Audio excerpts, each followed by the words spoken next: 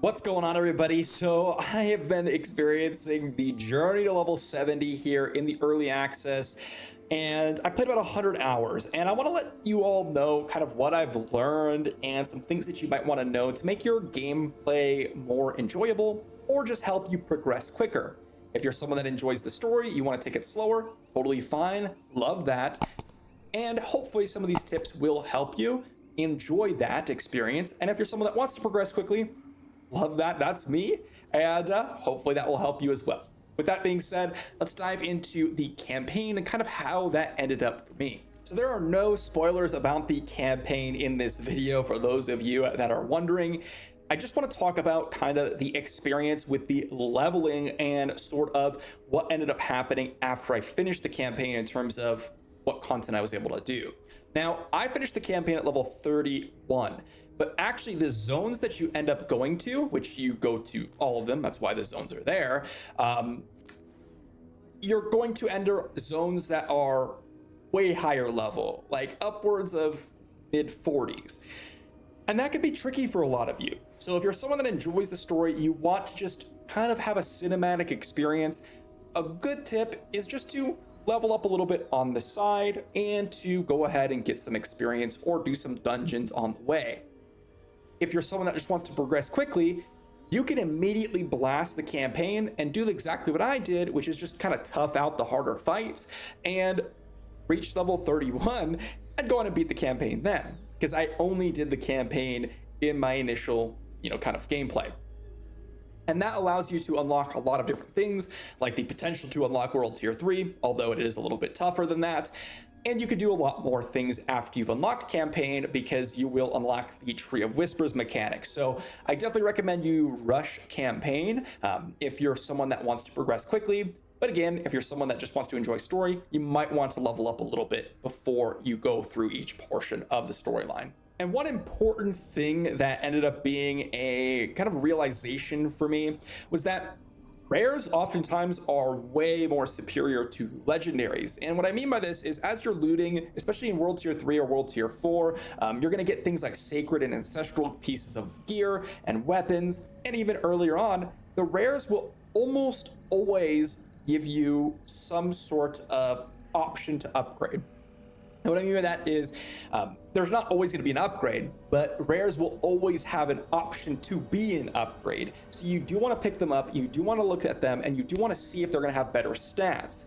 And it's not necessarily, oh, it has more armor, I'm going to equip it. It has more damage per second, I'm going to equip it, which is generally okay. But if you have like these specific stats, like for my amulet here, I have like the malice passive and my imbuement skill increasing, or my gloves here have 4 ranks of twisting blades. I mean, look at this rare glove. This is a rare glove. I am level 70. I am in World Tier 4. I don't even have a legendary glove that I looted here. I don't even have an aspect applied to it because I didn't do that. But it has 4 ranks of twisting blades. So rares are something you should absolutely be paying attention to all the time and picking up to see if you get an upgrade. Another note about gear and kind of the respec cost, which is something that a lot of people are concerned about. When you reach level 50, you're going to enter into an end game build. And what happens if I want to completely respec? Well, gold is not a scarce resource. As long as you salvage first in the early levels and then sell gear as you level up, because the gear will sell for more as you get later on in the game. For example, here, if I were to sell these pieces of rare gear, you can see I'm getting like 14k, this one's 38k, 21k, right? A lot higher. And then I could just salvage early on, because the materials, you don't necessarily get a ton of additional materials as you get later in the game.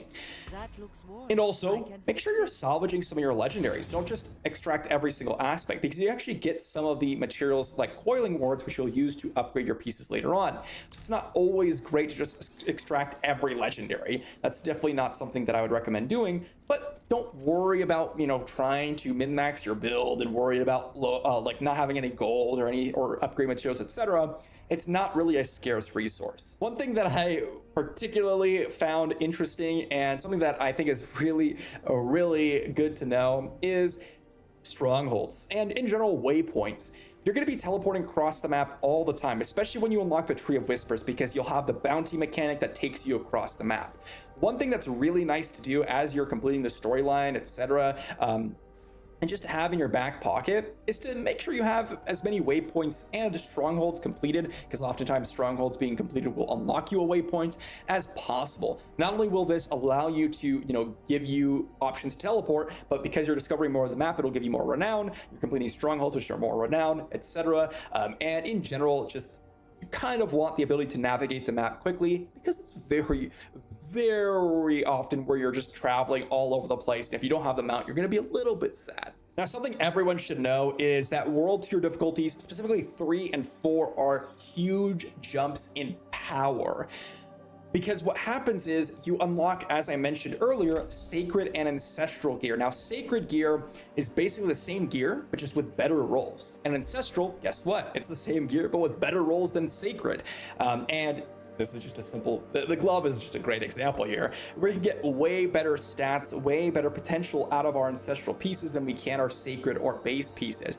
So just unlocking the world tier and getting access to like rares or blues even, that can actually be upgrades compared to your legendaries and rares that you already have on, is going to be a big power bump, and something that oftentimes is an easy goal to strive for. Hey, I need to reach level 50 and then do the capstone dungeon. Once I can beat the capstone dungeon, I can do world tier 3. Great. Same thing applies to world tier 4 with level 70. So it's a nice goal for even your casual player, but also it's going to be a nice boost and something you should absolutely grind for if you're someone that really wants to progress. And the last thing I want to talk about is the end game. What are we going to be doing in the end game? What are some things to note? Because everything that we kind of talked about in the weeks of videos before I even got access to this early access was basically the same stuff, right? In the 1 to 50, we need to go ahead and do the campaign. We need to go farm renown. So that's what we've done, right? We farmed a renown, we farmed the campaign, but now we're in the end game. And I say end game lightly because we have all the systems unlocked, but we're not necessarily high level.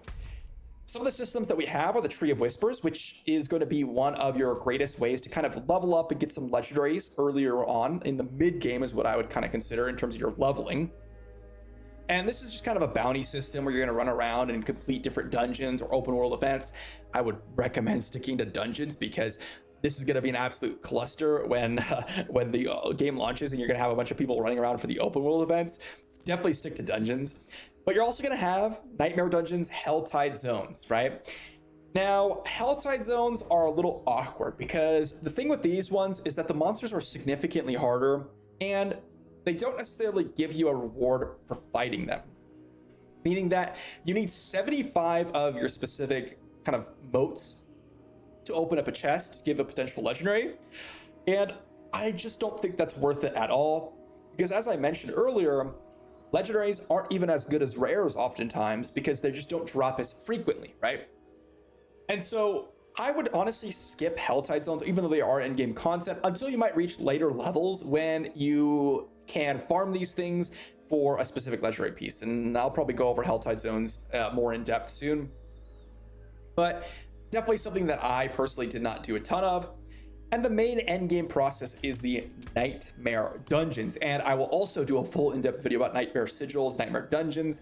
But basically, you're just going to be running in and doing the same dungeons. You open up one of these sigils and you'll unlock a Nightmare Dungeon on the map and you'll go to it and you'll finish it off. And it's pretty interesting, pretty fun, pretty engaging. But that's basically what you're going to be doing. The same things that we were doing before. Dungeons, open world farming, these Tree of Whispers, which is just dungeons or open world farming. It's the same thing as we've always done. It's just that now you get increased rewards, increased loot, increased XP, etc., etc. So it's not really, again, an end game process that you've never seen before. The only other end game process is the Paragon board, which I will also have another full video out because these are all very complicated systems. Well, some are more complicated than others, like the Paragon board.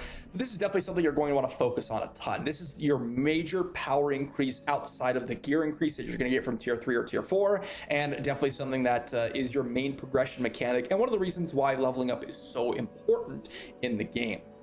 So that is going to be everything that I think is going to help out people that you really need to know. There are some things that you kind of just have to experience in order for you to kind of understand. But if you're a casual player and you're looking to kind of progress the campaign a little smoother, just have an enjoyable cinematic experience, hopefully this helps. And of course, if you're someone that wants to blast, then hopefully that helps as well. Thanks for watching, everyone, and I'll see you all for the next one.